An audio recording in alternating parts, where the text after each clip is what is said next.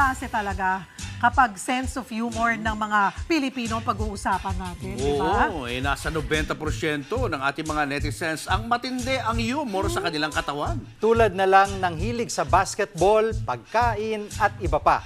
Ang ilan dito tampok sa kwento isang minuto ni Kaka Mark Logan. Nagsisiguro na ang may handaan ngayon. Nagpaskil na sila ng Notorious sa mga kainan. Speaking of gutom, kapag inabot ka ng kalam ng sikmura, piliin mo naman sana kung ano ang lalantakan mo. Hindi nagsisinungaling ang ipin mo. Kapag sobrang siba mo, recommended ito. Best ito for traffic.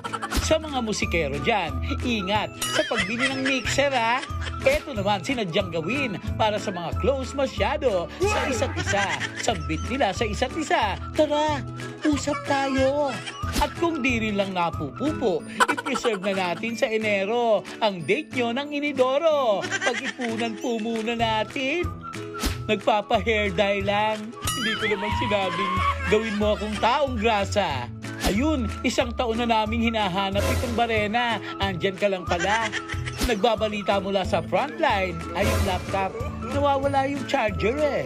Mark Logan, News 5.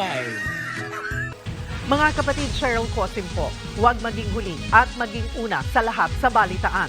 Para sa tuloy-tuloy na talakayan sa Frontline, mag-follow at mag-subscribe sa social media pages ng News 5.